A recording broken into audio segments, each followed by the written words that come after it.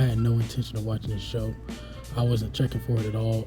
I actually didn't even know it existed until about a week ago when a clip of it showed up on my TikTok and on my Instagram. And I'm not the biggest fan of the actors. Now, I don't dislike them, and I think they do a solid job in most of the films I've seen, but it's not like, I always look for their movies. But they killed this. They really delivered in every way.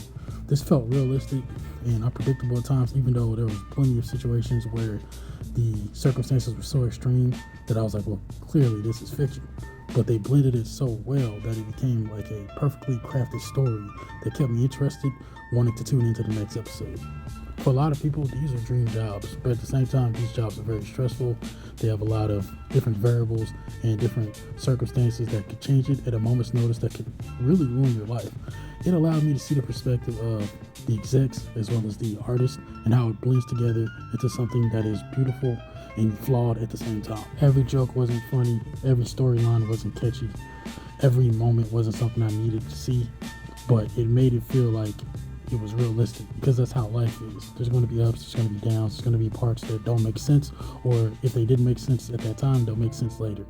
The way that the director and the writers and the actors performed in this, I thought they did all they needed to do in order to convey a perspective that the general public doesn't always see.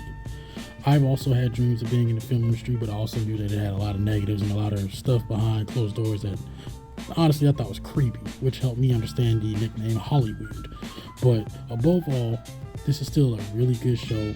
It is funny as crap. Like I said, there's points where I was like, that was corny, but it kind of made the entire show still more entertaining because it leveled it out. It evened out the comedy and serious tones, because there were plenty of real life situations that I could honestly relate to. Even though my job is very different, I could understand how this could take away from your self-love. It could take away from your family. It could take away from you understanding life as a whole, because you become so consumed with your work and your dream that before you know it, your dream is nothing more than chains.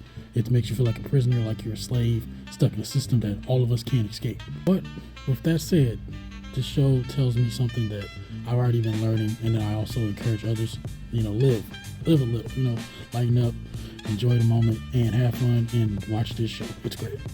Treat people how you want to be treated, and hopefully they'll treat you well too. If not, fuck them. And sometimes the producers and the people who sign the checks deserve some credit too. Shout out to those guys and ladies.